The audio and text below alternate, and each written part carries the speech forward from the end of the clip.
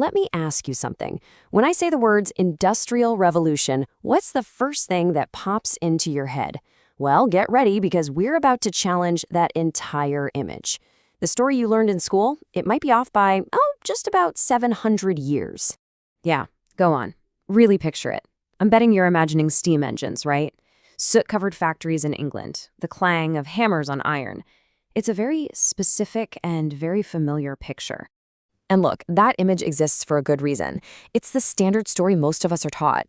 So before we completely rewrite the history books, let's just do a quick recap of the revolution you already know. The timeline is pretty straightforward. It all kicks off around 1760, with James Watt perfecting the steam engine. That, of course, leads to the rise of factories at the turn of the century, and by the 1840s, you've got railways crisscrossing the whole landscape.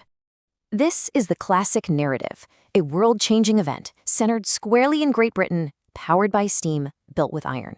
We're told this is the dawn of the modern industrial age.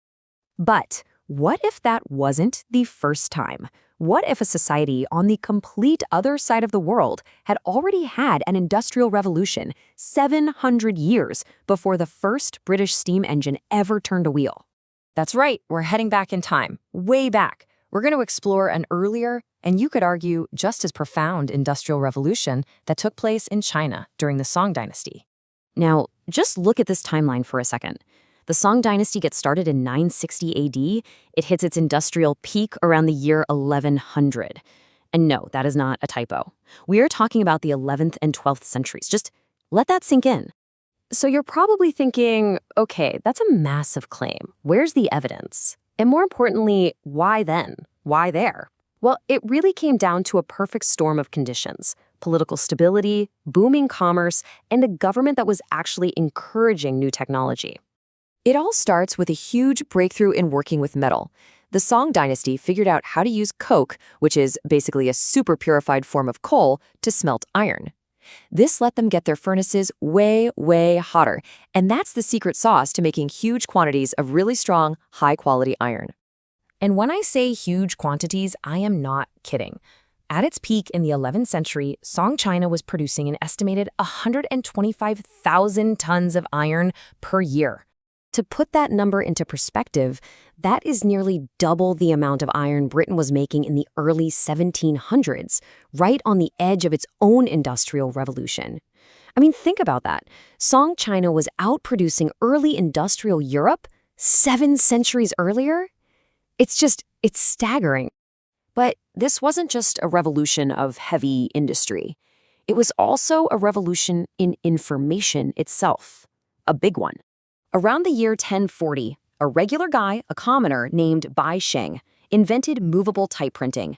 This system of using individual character blocks that you could rearrange and reuse made printing books and documents exponentially faster and cheaper than writing everything by hand. And the list of innovations just keeps on going.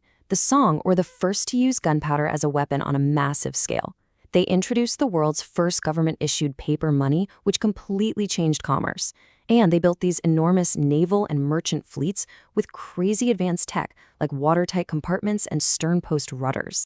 Now, all of this new technology didn't just exist in a bubble. It had a profound impact that completely transformed Song society, right from the ground up. You can think of it like a powerful chain reaction. Mass printing makes books cheap and accessible, so knowledge spreads like wildfire.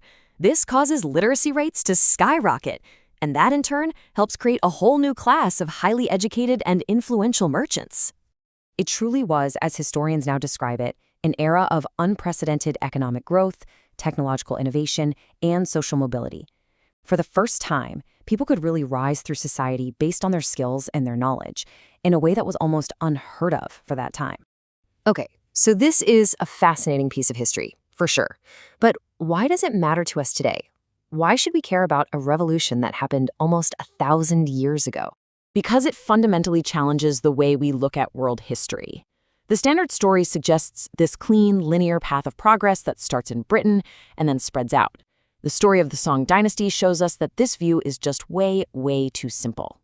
So what should we take away from all this?